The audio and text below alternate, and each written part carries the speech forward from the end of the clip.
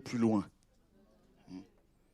Parce que vous, quand vous cherchez les démons, là, ceux qui vous approchent physiquement, là, ce sont des potentielles bombes. Si vous n'avez pas le discernement.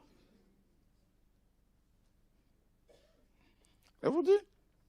Maintenant, l'objectif, ce n'est pas vous pousser à la méfiance, c'est pas ça. Mais c'est vous dire que vous devez être debout dans la prière, avoir le discernement, parce que nous côtoyons livrés tous les jours. Une sœur, on est parti en mission à Cahors, en France. Elle est venue pour la première fois. Donc je la vois, elles étaient à deux Françaises, et elles me disent, voilà, nous sommes tombés sur tes vidéos sur Internet, donc nous avons vu qu'il y avait le programme ici, on est venu. Donc on les a encouragées. Et ensuite, l'une d'elles, elle est venue plusieurs fois à Paris, elle était encouragée, elle vient de Nice. On est parti avec elle au Gabon, on s'est mobilisé pour la soutenir. Tout ça, avec elle a 2 enfants de 6 ans, des jumeaux. Et un jour comme ça, elle tombe sur le net, elle tombe sur le profil d'un soi-disant chrétien.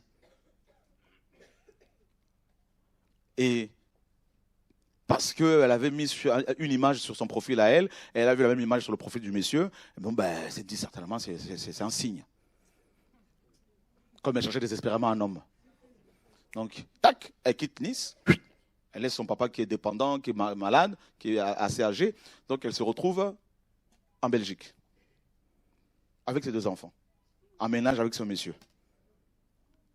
Et qu'est-ce qui se passe? Eh ben, ce monsieur, ce jeune homme-là, donc, elle a 34 ans au moins, lui il en a 21 au moins, il y a 13 ans d'écart. Et là, le jeune homme-là, je le connais vite fait. Mais je ne savais pas qu'ils étaient ensemble. Il est même venu ici, à une veillée avec la jeunesse. Il paraît doux, il paraît calme, il paraît mais spirituel, tout ça, mais vraiment irréprochable.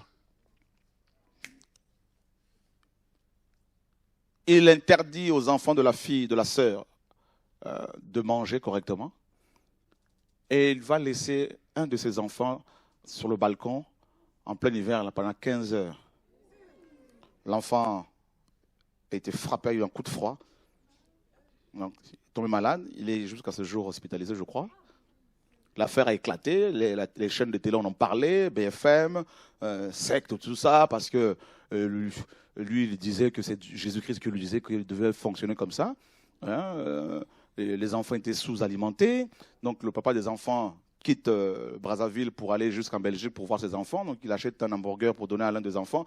Et tac, il cache cet hamburger parce que tellement qu'il n'était pas, il ne mangeait pas à satiété, à leur faim. Vous voyez? Donc là, il va prendre, au moins, il est gardé à vue là, depuis 2 ou 3 mois. Là, il va prendre pour 20 ans de prison au moins. Là. Vous voyez? Les enfants maltraités, la femme, elle ne sortait plus. Vous voyez? Et c'est terrible. Voilà le combat spirituel. Voilà quelqu'un qui était là, qui a reçu des enseignements et qui, n'est-ce pas, n'a pas compris que le monde est ténébreux, que les gens ne sont pas toujours ce qu'ils paraissent être, et tout ça. Et là, ben, elle est tombée dans son piège. Donc, elle a détruit sa vie. C'est clair. Elle a détruit ses enfants.